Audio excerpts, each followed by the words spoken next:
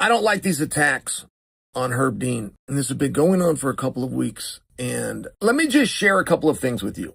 You be the judge, but let me at least arm you with a little bit of information. Number one, Herb isn't allowed to defend himself.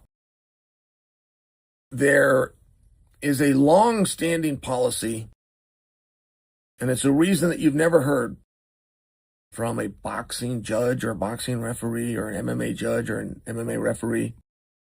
And I understand there's some exceptions. I understand you could go searching that there's some loopholes in this and some guys that spoke out or interviews that got out there. But for the most part, they are asked if they want to be active and they want to be assigned. They are told, right? This isn't a public conversation. You adhere to a different level. You adhere to a different standard of which public opinion and public rebuke is above you. And therefore, they just can't defend themselves. I've seen some very good judges be tormented, just endlessly tormented. And judges that called fights that they believed were correct, and the audience came out and they were against them, and the social media and the world of the internet was against them, and all the judge wanted to go was, no, wait, you're misunderstanding. Here's the thing we're looking for. You guys aren't understanding this rule, or we were in a certain jurisdiction, and there's a nuance within the rules that we applied. The person that wrote this scathing article doesn't know about, but they can't correct it. They just sit there and take it. I know that can be very hard. And it's one of the reasons that it's bothering me where they're singling out Herb Dean. Herb is one of those officials that follows that code. But Herb's also an accessible guy. I could call him right now and talk to him.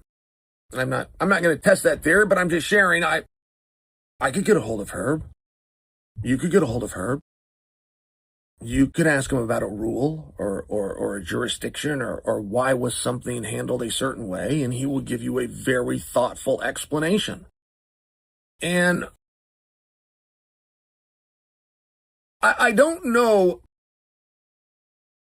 that Herb was wrong at the White House. I know that Alex Pierre is very upset, and I know a number of people that saw where he was hit. I mean, Dana had even made a comment where he saw Alex, or some photos got put out, and he's got these lumps. Like, for sure, Alex was hit. For sure, Alex was hit in a spot that is deemed illegal. For sure. There is a meaningful conversation, though, about was the punch illegal?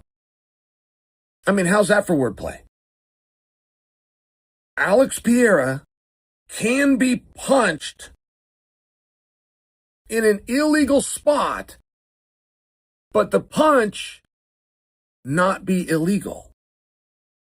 Confusing. But that's largely my point. That's where somebody like Herb would like to be able to come forward and speak up and tell you how this is viewed, and tell you, right, you got different weapons. And the rule slightly varies for which one of those weapons are doing the attacking. And then the ear plays a large part in that. And if whatever weapon you used, whether the forearm or the fist, but touched a little bit of the ear, and then the rest of your body went into an area that would be deemed illegal, it touched a legal part while also touching an illegal part, it's allowed. And most people don't understand that. And in all fairness, people that just heard me say it for the first time probably had a hard time following that. Like, there's a little bit of a complexity there. You then also have human error. What if Herb was wrong? What if Herb saw something in real time, in live action, made a call, and it was wrong? Would we be mad at Herb for that? Isn't everybody allowed at times at work to get it wrong? And fast forward, get on an airplane, go out to Azerbaijan, and you got these